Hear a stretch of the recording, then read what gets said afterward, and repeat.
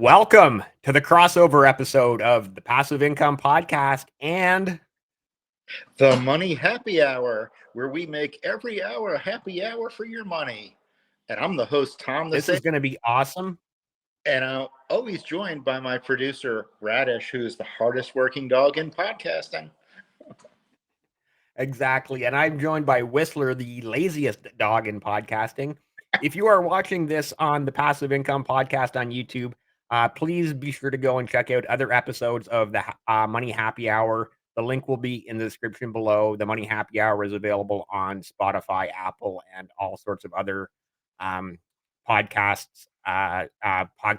availability. So, and yeah, I'm going to And throw it back to you, Tom. yeah, if you're listening to this on the Money Happy Hour, welcome. Welcome back. And also check out the Passive Income Podcast, which can be found on YouTube. The Passive Income Posse is growing by the week. Yes, it is. Yeah. So this is going to be super fun. I'm super excited that we had this idea. And obviously, the links will be in the description below and in the show notes for the links to the Passive Income Podcast. If you're listening on Spotify or Apple, or if you're watching on YouTube, I'll have the links to head over to the Money Happy Hour as well. Yeah, let's just get into talking. And this is going to be kind of a fun back and forth where we've both been a host on our podcast show. We've both been guests on other podcast shows, including each other's. And so we're just going to kind of see where this takes us, because half of this we're going to be hosts, half of this we're going to be guests. So let's just get into it and see where we go. This is fun. We're both wearing hats. It's like we each need two hats, a guest and a host hat. Like, this is going to be a lot of fun. We're going to be answering questions and asking questions back and forth. We're going to be going like a little Canada, a little USA, kind of what's hot on both sides of the Yeah, border. that's another good point. And one thing I wish that was hot on this side of the border was, I don't want to get too worked up instantly, is Tim Hortons. I've been thinking about Tim Hortons. Whenever I see your posts about Tim Hortons, it absolutely kills me, Dave. Yeah, I've noticed you responding to well, it's a lot of tweets that I'm tagged in from Anthony at Newcomer Investor, where he's done a lot of research and due diligence on the Tim Hortons locations opening all over the world, Dubai and Singapore and wherever else. And yours, like, I can't even get one in North Carolina. Like, come on. I mean, it's so annoying. Like, wherever Anthony goes, it's like there happens to be a Tim Hortons that just is having their grand opening, and I'm like, you're kidding. I'm gonna do that. I'm gonna Well, go. hopefully, maybe one day, someday, you'll finally get one there in North Carolina. I know. I hope that's the case. But how's things going with you? How many episodes of Passive Income Podcast you have now? I think it's about 125, 130, give or take. Yeah, the Passive Income Posse, the Passive Income Podcast, obviously is growing. I'm sorry, you cut out a little bit there on me. I didn't hear the entire part of that question, or What episode number are you at right now on the Passive Income Podcast? oh yeah. Well, this I think will be episode 127. Gosh, well, this will be roughly, can you believe it, episode 55 roughly of the Money Happy Hour. Yeah. Believe it? I think, you know what? Actually, you know what? This might end up being 128, because I do have Nick coming up. I'm going to be talking to Nick this weekend at Smart Net Worth. And he's been on before. I haven't talked to him in at least a year or so now, and it's going to be fun to catch up with him as well. He's another great, uh, you know, creator on X, and he's got another one of those people on X or Twitter with a wealth of information, right? So I'm super excited to talk to Nick this coming weekend, and so this is going to end up being, depending on how things get released, episode 127, maybe episode 128. Awesome. Hey, Dave, I'm just having a Miller Lite. I'm going to toast. Let's do a quick toast. Raise Yeah, our definitely. cups. This is the money happy hour. So Here we go. I have a little bit of Heineken left in the bottom of that bottle. Cheers, Tom. Cheers. So I have been seeing some posts that you've been making. I Yeah. forget exactly what you call it. Like you have a different term. Like here in the US, we say stop by a convenience store or something. What is it that you would be stopping at to get beer on the way home? You're So here in Ontario, so there's basically it's changed over the last few years. So there's the LCBO, which is the Liquor Control Board of Ontario, and the LCBO store has beer, wine, plus all your hard alcohol. So it's the liquor store. We've also have the beer store, which is primarily beer. Now, both the beer store and the liquor store also have other alcohols like your ciders and your hard iced teas and all of that. Now, in more recent years, they have started opening up to selling in more grocery stores, as well as a lot more small towns where the small town has just a gas station and a convenience store. So a lot of those smaller towns have started getting a liquor license to sell those as well. So, um, but back when I was a kid, not that I drank when I was a kid. Well, I did, but we won't get into that. um, Back when I was younger, it was just the LCBO and the beer store. There was no alcohol at grocery stores or convenience stores or corner gas stations. It was just the two, the liquor store, the beer store. That was the only two places you could get either beer or hard liquor, right? Hmm. And so it's definitely been changing over the years. And with that said, too, it is different province to province.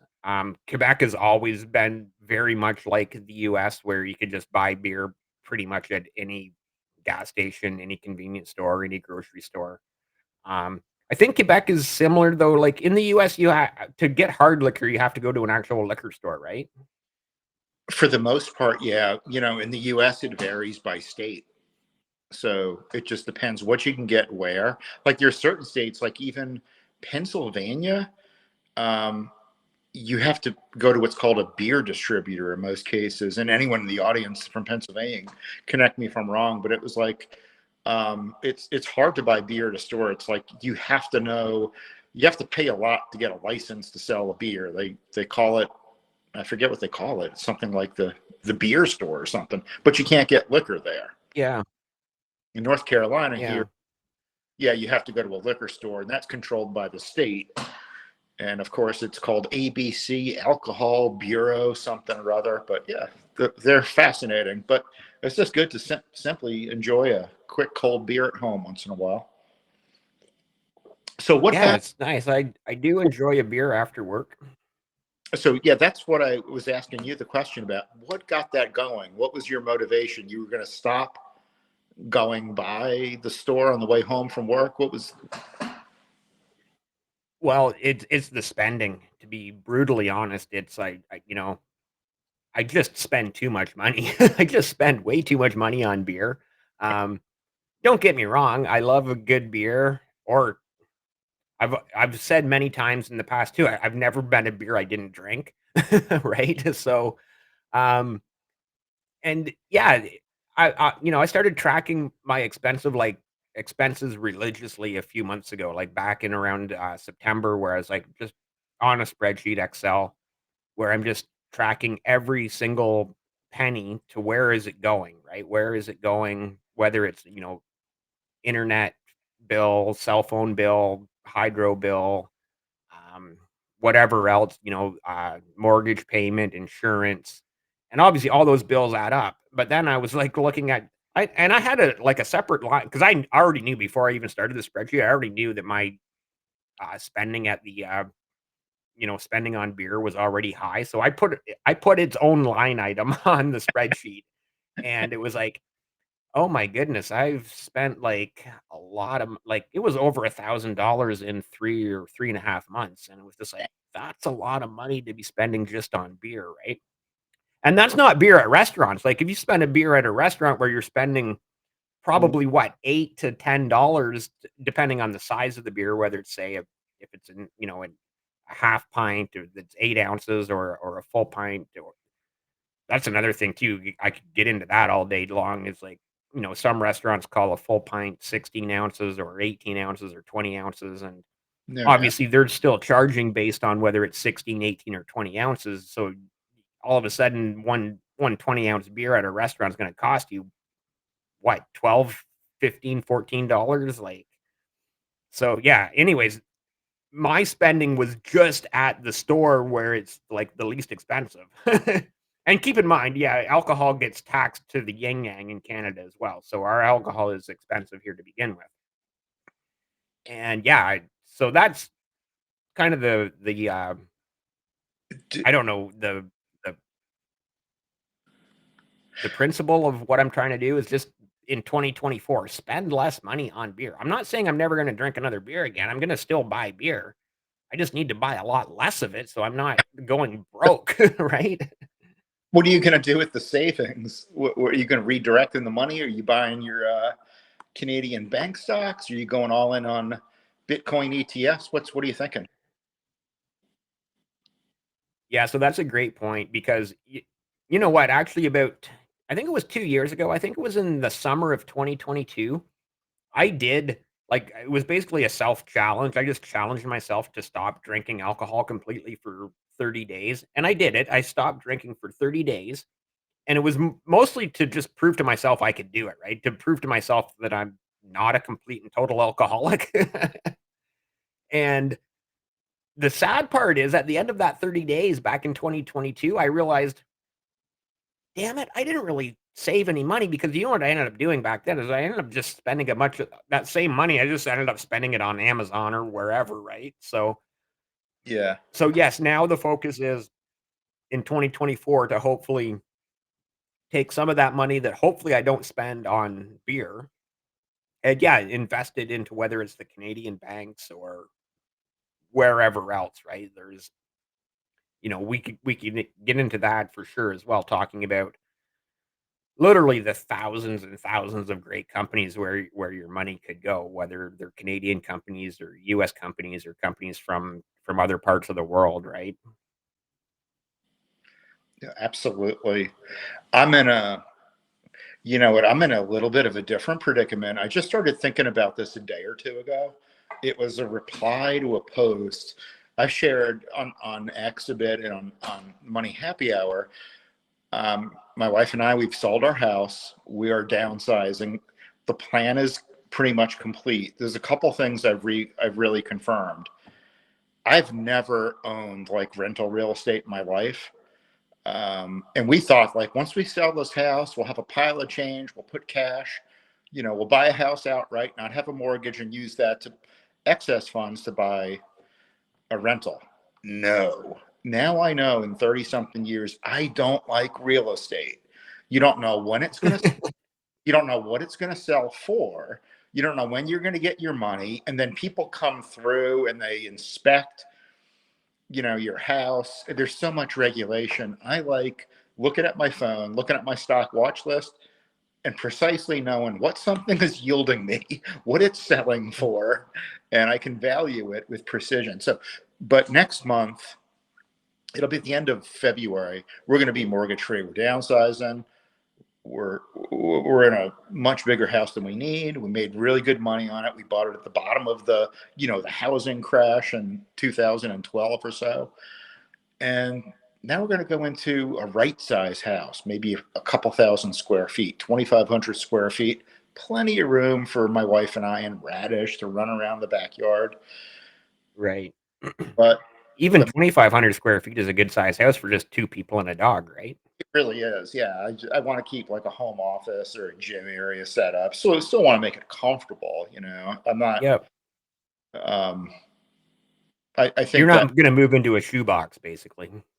no, we're not going to be like, I'm not going to be like, we're not going to be like Bubbles on the Trailer Park Boys living in a shed and breakfast, we're going to still be comfortable and, have cash and just put that aside. But the point I was going to, Dave, I think I'm just flushing this out. This is the first time I've mentioned it. I'll start posting about it, but I know myself when I get an idea like this, I can't stop thinking about it. But what I really want to do with the excess money is do something worthwhile for others. And what I'm thinking of doing, this economy is weird, right? You probably see it in Canada. Yeah. You got people that can barely get by. I saw it on the way home today. I'm surrounded by, it's a pretty affluent area, $100,000 more cars, but on every corner has street beggars. Yeah. Meanwhile, I stopped off somewhere at a Chick-fil-A of all places, and a man's passing off counterfeit 20s, trying to, pass money. It's a crazy economy. But what I want to do with the excess money is something called, I think, the captain's cupboard is what I think I'm going to come up with it. What I want to do is like maybe once a week, once a month, buy groceries for a needy family. A family that's really trying to make it. They're working multiple jobs, Yeah. just they're not sitting at home in some sort of, meth lab, spending all their money on, you know, body piercings and tattoos. They're really trying to make it. Times are tough. A week's worth of Yeah. groceries, that's like a treasure. One of my favorite bands is Blink 182. One of my favorite songs from Blink 182 is Carousel. One of my favorite lines in that song is a tank of gas is a treasure to me. And sometimes I think a week of groceries for a family, it's a treasure. So that's what I'm thinking of doing. That's Yeah, what's cooking definitely. the way. But I'm still drinking my beer. Some people wouldn't call it beer. It's Miller Lite, but I don't really drink alcohol, or I don't drink liquor. I only drink beer. That's about it. I don't drink that much of it. So those are some great points and thoughts. Obviously, one of the things I came to as you were talking about that, yes, helping other people is so important. And if you're in a position that you can do it and you want to do it, you definitely should do it. Hey, you're right there in North Carolina. You're right in Jimmy Beast territory and Beast Philanthropy. That guy is doing some amazing things, helping people all around the world, like drilling wells in Africa, feeding families all through um, you know, I think more than just North Carolina, like food banks and I've seen videos of him where like around Thanksgiving time where he's like just handing out thousands of turkeys to families and people in need. So Yeah. I my recommendation would be like see if you can team up with them, right? Like who knows? Who knows? You're right in that area. I'm fleshing it out. I remember, this time last year, little did I know there'd be a thing called the Savings Captain or a podcast, and just so grateful for that. Right. And like, oh no, I knew when I get an idea, something like this, it's like a captain's cupboard. We're going to flesh that out. I might start with like a local food bank or church, maybe anonymously go through them to a family. Almost think about like when a kid is applying for a college scholarship, I don't want to make it that rigorous, just get someone's groceries. But, this is a tough family that someone got ill, Yeah. just something like that. Anything. There's so much that people can do to help other people, and I think that's a lot of people lose focus of that in our society because so many people are like, in the rat race and trying to, climb that ladder or whatever, and they don't sometimes don't think of the other person, don't think of, you know, that other person that's having a really rough go of it. And if you're in a position to help that other person, do it, right? Like just do it. Yeah, I don't want to come out across like I'm some sort of saint or something, but it's just a Saint little or savior. what am I going to need? Yeah. How much more realty income? I'm just going to blow it on realty income anyway. I'm just going to buy more Kava stock, which I've been smitten with. I mean, how much more could you? Enough gets to be enough after a while. And not that I'm wealthy or rich. I still side hustle almost every day doing something, tinkering with something. I can't sit still, but mm, that's just how I think about it. Yeah, yeah. My That father, is awesome. my wife's my wife's dad or my father-in-law, he always tells the story how it was because my dad is deceased about the same age as my father-in-law, and he always tells a story about the Great Depression and how different it was. Not to get downcast or heading into a depression, but it's like back in the day, people helped people that were in need, and I wonder what it was like in the Great Depression. It's not like every single person was walking around hungry and destitute, but people that had the money helped some people. They didn't always have to rely upon a government program or something. But he always tells a story that in his family, his dad's family, they'd fix dinner or something. And this is outside of Charleston, South Carolina, probably in the it had to be the 1930s, I guess. Their family would fix Mhm. a plate and put it on their front porch, and they'd draw the curtains. And the reason they do that is they wanted a person that was in need to come up and get the Just food. come and take the meal and not felt like somebody was watching them come and do it. Exactly. So it always stuck in the back of my head, and I think in the spirit on that, I kind of wanted to be like that. You know who took it? An hour later, they looked back, that plate was clean. So, Mhm. yep.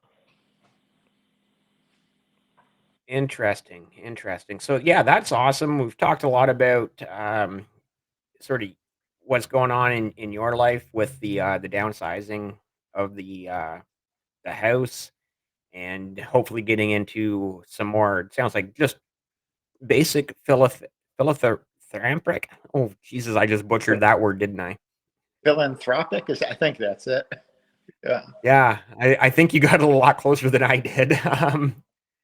But I think those are incredible goals because, like, again, we're similar ages. I'm quite sure you're what, 2 or 3 years older than me, maybe 4, 55. 5. Yeah. You're 5 years older than me, and I know that you've also had like an incredible kind of career history. Like, you've been there, done that, which is why I really enjoy listening to the Money Happy Hour, and I really enjoy your tweets because I'm like, hey, Tom has been there. He's been through it. He's seen it. He's been like on the other side of this fence for 30 plus years, right?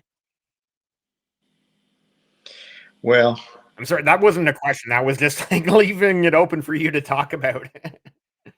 I've got me thinking. There's so many older people to learn from too, and I consider myself old enough to know better, but not old enough to at all. You know what I'm saying? Yeah. And right around Christmas time, I made a post out there on X. I'm like, if you're fortunate to have a person in your life that's about 90 years old, listen to their wisdom. If not, if you Right. don't, go find someone that would love to, one, get the Yeah, company. even 80, 85, like they've got a lot of knowledge, right? Exactly. And I get a chuckle, and I love the aspiration. In the Money Happy Hour, we feature a lot of Gen Z successful people, and I love the Yeah. success at the table. The only thing I'd say, there's a little bit of cute. I don't want to say this wrong, but what I do want to say is, when you're fill in the blank 20 something, think of yourself as a 20 something year old. Did you know as much then as you know now? No. Have you had No. more? God, no. Hell, have you gone through have you had a setback or two personally, financially, like been kicked in the gut a couple times, lost a job, death, things like that? What I'm saying is, over 20, 30, 40 years, these experiences stack up on you. And these posts are Yeah. always, I'm 23 years old. I'm going to be a multimillionaire by the time I'm 30. God bless you. I love it. And I'm rooting for you. But I'm also rooting for you. I mean, I like to turn everything into a football analogy. When that when that adversity happens, and it's going to happen, I didn't have a single Yeah. problem in life till I turned age 40. I thought I was invincible. Oh, and then they started happening. The personal problems. It Yeah. came up. Yeah. I needed the captain needed to ready that ship that day, Dave, when the problems started coming. But you grew, and I Yeah. grew. You thought it was going to be first and inches, and suddenly it's fourth down and 40. There you go. Not that we have 4 downs in Canada. You're a three down, right? Yeah, the CFL is 3 downs, and even high school football, they play 3 downs. Mm. Yeah, that's a great analogy, though. Like,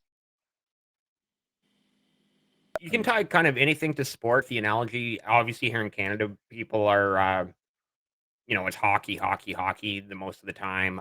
The Jays are big in the summer for baseball. And sure, there's tons of people that obviously watch well, now with the Toronto Raptors as well. They won the championship there a few years ago, so basketball is big in Canada as well. And yeah, tons of people watch the NFL as well, but you can really draw a lot of comparisons with pro sports or even amateur sports to investing, right? Like there's just so many parallels. Hmm. Other than saving money on beer in 2024, I've done dry January a few times. I was going to do it this year and I just forgot. I was like, oh no, it's January 10th or 11th, whatever today is. And I'm like, I haven't drank a lot, but I've had a few beers here and there. I'm having one now. And matter of fact, I never know why I did dry January other than it was, let me try it. I guess that was it. Yeah. But other One of than those again, just prove to yourself you can do it type of thing. what's on your list other than in 2024, what are I saw some of your goals that you put out there a week or two Yeah, ago. basically I'm still in that accumulation phase for a lot of the companies that I own. I just want to basically build up those positions. Um, there's a few more companies, again, going back to the Canadian banks. I don't own them all. I do own them all in an ETF, but I would like to own them all outright as well. But they are expensive, so I don't know if that's really feasible when I'm also trying to accumulate on one side. I don't know if it's worth opening up as a position on another side. Um, yeah, and then there's those are the, I guess, primary investing goals is mostly accumulation and just try to build that. Build for the most part is dividend income. I'm not sure if I even have any growth stocks left in my portfolio again because we get to this age over 50 where you do want that dividend income to provide, well, again, the passive income, right? You just want that sort of guaranteed salary, whether it's whether the stocks are trading sideways for the next 10, 15, 20 years, it's less important. Whereas I get it too, because again, same here on the passive income podcast where I've had tons of Gen Zs or younger millennials, and they're into the growth stocks, and I think that's good for them. That's the perfect age for them to be doing that. Whereas at our age, it's like we're just like, show me the money right now, which is like I want to see that dividend rolling into my account every month or every quarter. So, with that said, and again, you can go back to that argument, the growth stocks versus the dividend stocks. You can have that conversation all day long. We see that way too often on X, people going back and forth, and quite honestly, it's gotten to the point where some of the people that are going back and forth at each other, it's just gotten ridiculous. I won't mention any names, but if you're listening, you know who you are. One big word I'm going to start using a lot more in 2024, I think it really describes it, is monolithic. The perfect word that describes it. Investing doesn't, in my opinion, doesn't have to be so monolithic, where you're either a growth investor or a dividend investor, or I'm like, I'll put a post out there and I get the growth investors questioning my dividend approach. I just bought a non-dividend producing stock. I have growth stocks and I've done quite well with them. Yeah.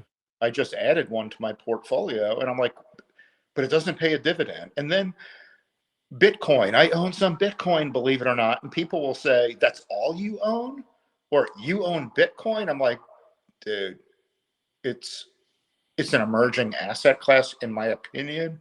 If it goes to zero, which it won't, it won't be like a drop on my back. But if this thing goes Kathy Wood on us and goes to 600,000, hey, Yeah. who, hey, but yeah, sometimes people just get so monolithic. I've done a couple of episodes, not to plug the Money Happy Hour, where we talk a little bit about that generational investing. And, a lot of it comes down to, and this is industry experience speaking, like if you're in the, depending on what age you are and what your portfolio looks like, that might be as big of a, that might dictate the amount of risk you shouldn't take or need to take. You might need to be a little more risky at 50 if you're really, really catching up. You might have to Right. invest more like a 30-year-old because buying old man stocks ain't going to cut it. You're not going to make it. Yeah. Well, yeah, I don't know. Yes and no. Like again, I know I'm a little bit behind at my age, but I also know compared to a lot of other people out there, I'm also ahead, and that's you know, comparison is the thief of joy, as the saying goes. If I'm comparing to the people on this side, who have the millions, multi-million dollar portfolios and have the $100,000 a year in dividend income, well, I'm behind them. But Yeah. on this side, I'm way ahead of the people who've never invested a penny, right? So, and you just got to not compare yourself to either side of that. Just Yeah. comparison is the thief of joy. Um, I am glad you brought up Bitcoin. I also own some very small amount of Bitcoin. I'm obviously very happy right now that it is up. I've been thinking about selling it just because it is up, and I could use that money elsewhere. And I'm like, you know what? I could buy it back because Bitcoin is going to crash again. I can guarantee you Bitcoin is extremely volatile. It could very well, like you said, go up to 100, 150,000, and then it could crash right back down to 30,000, right? Like that's how volatile Bitcoin is.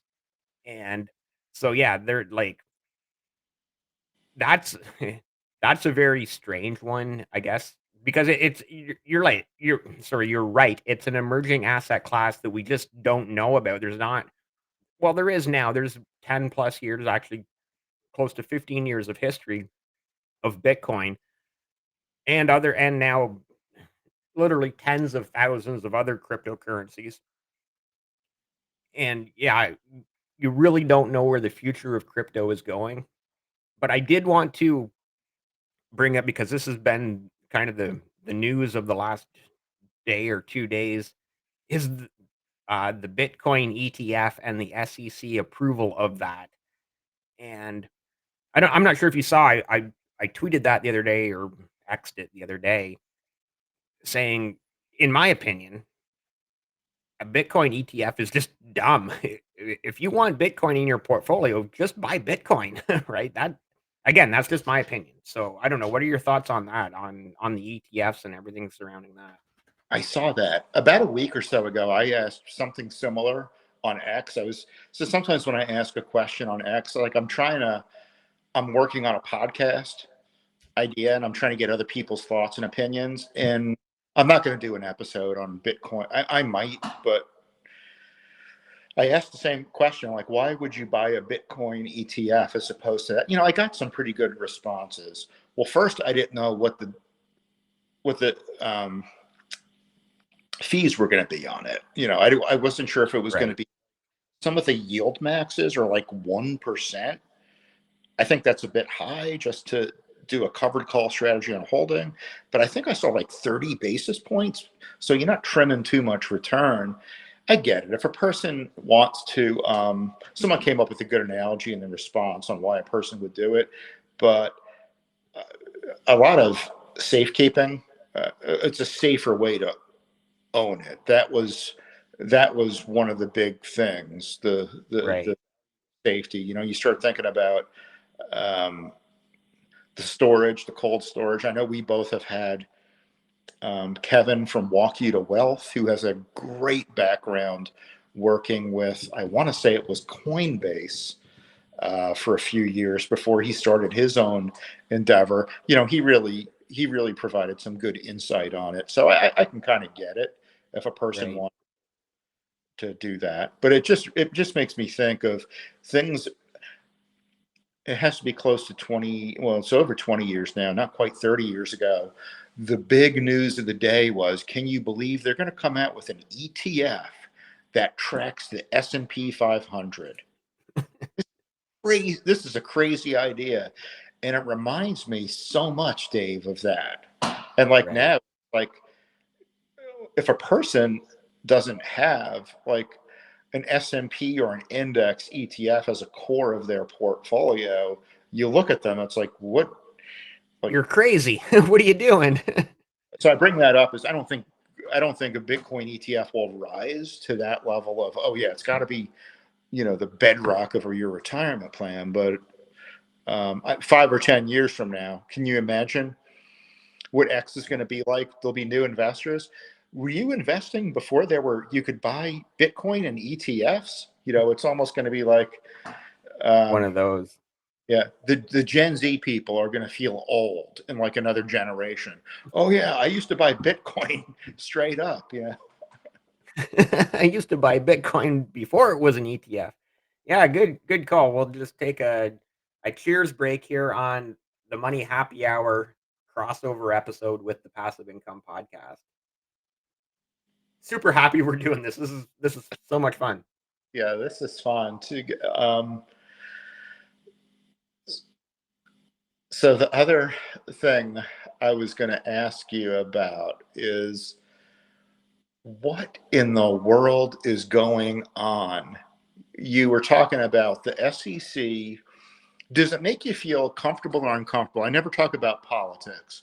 Here we are, but I will just say a couple things. I comment on things. It's 2024. We have a big election in the US. I live in what's called a swing state. We're one of probably 5 states that determine the outcome of the whole country's election. So guess what? In the last week, my phone is lighting up. I get texts, phone calls, surveys.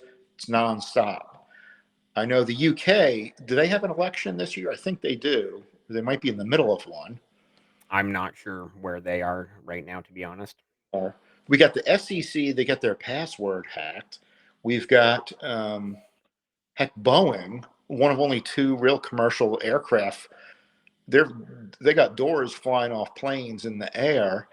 What I'm saying is it just doesn't make you feel really that good, comfortable trusting the large institutions that are supposed to be looking out for us. And here we go into an election, and the posts I've been putting out or replies on other accounts. I don't talk politics, but I'm like, people are taking me down a political angle. What is it like? I haven't been on X during an election cycle. One person said, um, Oh, welcome to this brand new rabbit hole. Oh, buddy. what does it get like on X during a politics season, during an election season? So it gets crazy, obviously. Oh, I'm going to give you a little bit of outside perspective as well, because honestly, American politics is like huge entertainment for not just Canadians. I'm going to speak for others here. American politics is huge entertainment for Canadians, and I think the rest of the world, like people from definitely the UK and who knows where else, whether it's Europe, Australia, Asia. And people do watch US politics quite closely for obviously a lot like the obvious big reasons of like, the US is one of the biggest country, not like biggest economy in the world, blah blah blah, biggest military in the world, this and that. So there's those reasons that people watch US politics.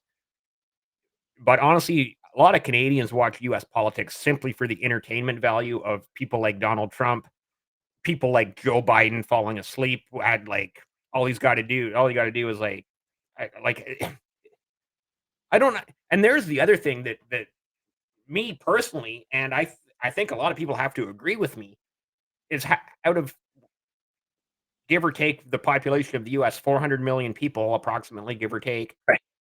How are those your 2 best options? You've got 400 million people, It's and a, that's the best 2 you can come up with? it's a low paying job. I know it got me started on the topic, and it really woke my eyes up to it. It was last Friday, the US jobs report came out, and it came out hotter than expected. I now I remember what brought this up. It came in like 177,000 new jobs were expected, and it was 216. Oh, the market took that as as a runaway economy.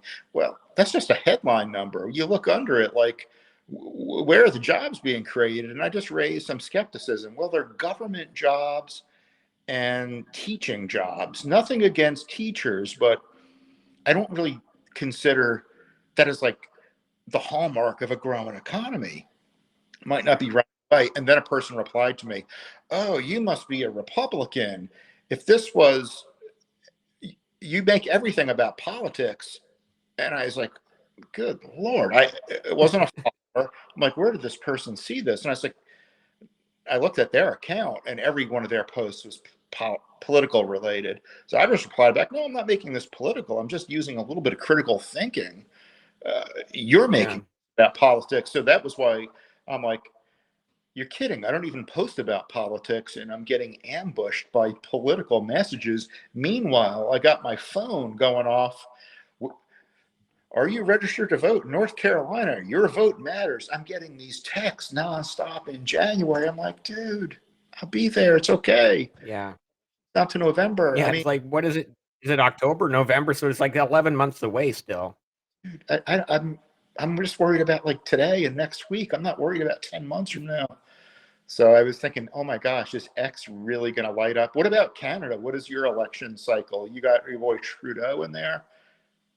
Seems Yeah, well, we get to vote him out in 2025. So I was actually going to mention that too. Is like, there's another thing that's kind of weird. Is the U.S. is just this two-party system. You've got the Democrats and Republicans, and sort of that's it. Sure, you've got some other parties or independents that might win as I don't know if you call them seats in the US or whatever, but it's basically just those two parties and it boils down to those two leaders, right? Like whoever's the leader of the Democrats at the time or the Republicans at the time, and it's a two-party system. And here in Canada, yeah, we have basically the same thing. So in Canada, the Liberals are called the Liberal Party and the Conservatives are called the Conservative Party huh. because that's how creative Canadians are. And but then we also have like the New Democratic Party, the Green Party, and then there's again a slew of those fringe parties as well that sometimes they'll, you know, they don't won't necessarily win a seat or whatever, but they'll get enough votes that they could maybe sway who does actually win, right? So that's a big difference. The fact that there's and then in Quebec there's the Bloc Québécois, which is just absolutely dumb that they're even allowed to be a federal party. That's a that's a whole other podcast. That we won't even get into that.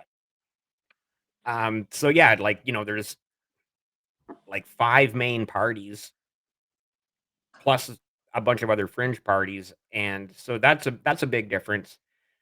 Canadian politics so actually the one thing I do like about American elections cycle is it's like every 4 years like clockwork. It's just like the whatever year it is in November, every 4 years, we're going to have an election. There's a 2-term limit for the president, and that's it, in and out, right? Canada is very much weird when it gets to politics, where I think Trudeau got elected in 2015, and then I think he called another election in 2018, maybe 2019. Because he and then in I wanna say it was 2021, he was looking at the polls and saw himself starting to slide in the polls, but knew he could win another mandate, so he called another election in 2021, and he won it, like he did win it, so from 2021, he's now got those 4 years to 2025, and it is looking like he will get voted out in 2025, but very, very different, like and that's kind of been the cycle the last geez, 40 years.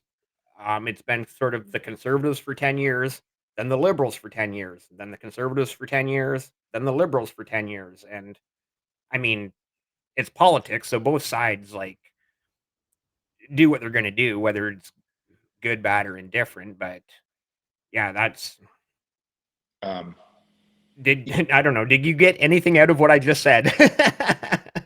using it sounds like the easiest way to remember it in the US is every 4 years in the United States. Think of football has 4 quarters. The United States has 4 years for a presidential election. Yeah, Canada, a little bit confusing. I'm not going to kid you.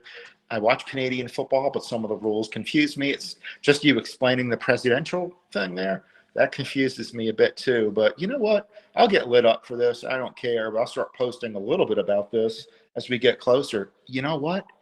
Definitely in the US, I haven't looked at this in a bit, but I know it directionally, but I'll look at it empirically.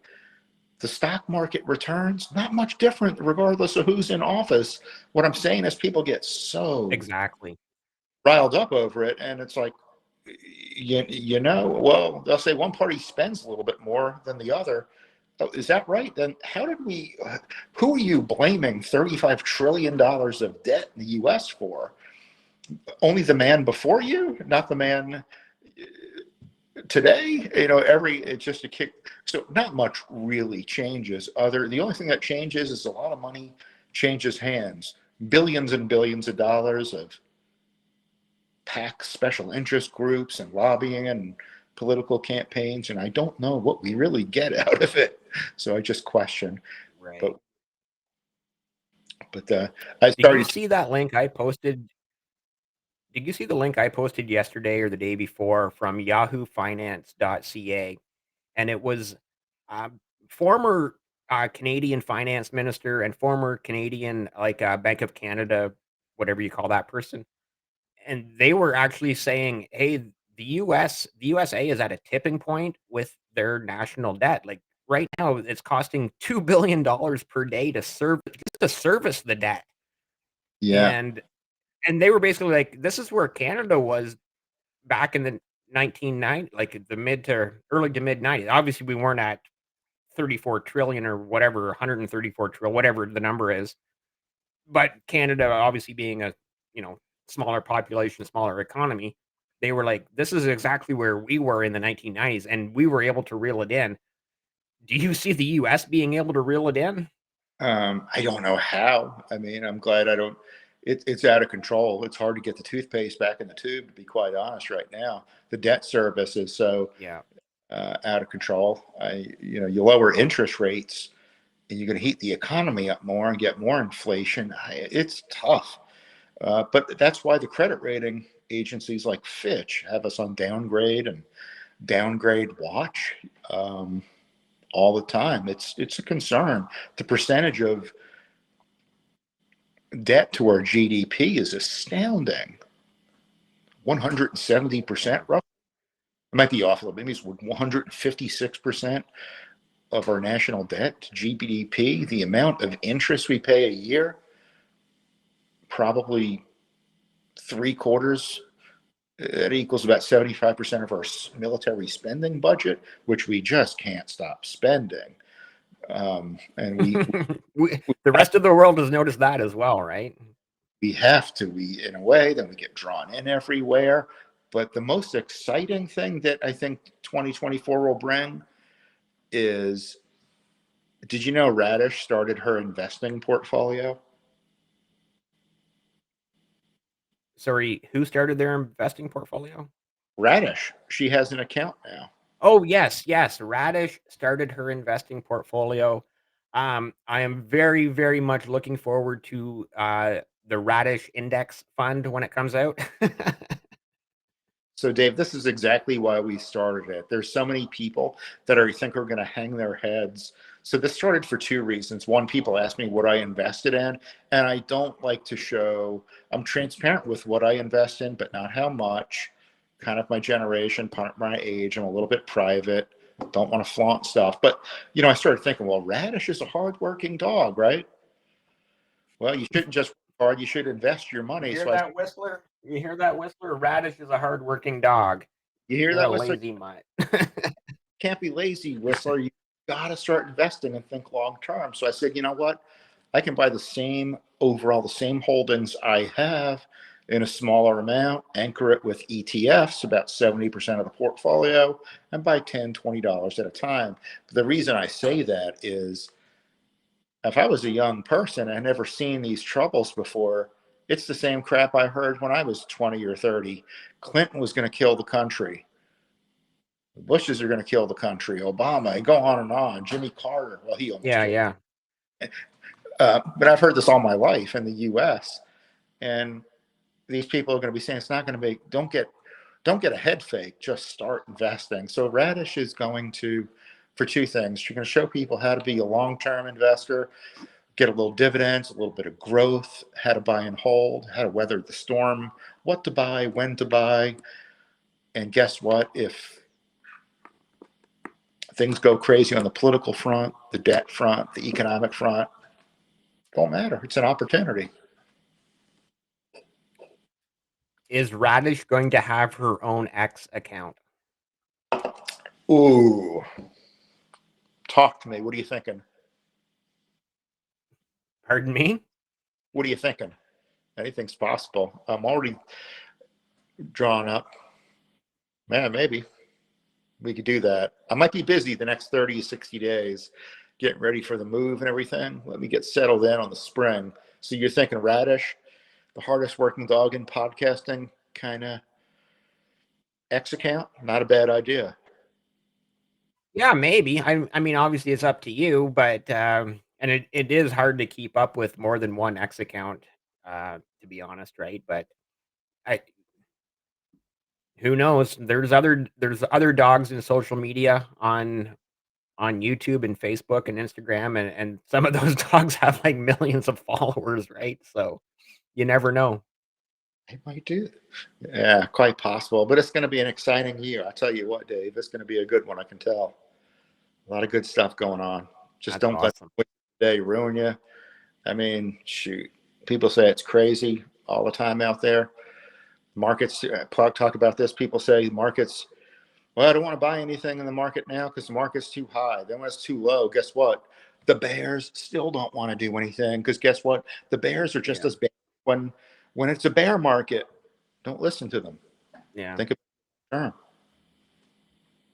Yeah. Well, another one of my tweets or X posts from a day or two ago, talking about the TSX, we're creeping into getting close to being able to hit an all-time high. The Well, all-time high is something like 21,800, 21,900 points, and it crept back up over 21,000 yesterday, and I think maybe again today. So probably not going to gain 900 points in one day, but like getting back within that striking distance, considering back in I want to say August or even September, October, it was down below 19,000. So it's definitely gained it back. They're the end of 2023, and I'm looking at 2024. Like you said, I think it's going to be a great year. I really think we're going to see some all time highs. Hopefully here in Canada in the TSX, and who knows if we'll see the same thing in the New York Stock Exchange and the Nasdaq and wherever else, or other exchanges around the world, like FTSE and DAX and Hang Seng. Who knows, right? yeah, absolutely. Well, Absolutely. Dave Radish and I thank you for having us on the Passive Income Podcast Money Happy Hour crossover episode. This has been absolutely great. Radish has Yeah, been I was just just two men and their dogs just talking. This is great stuff.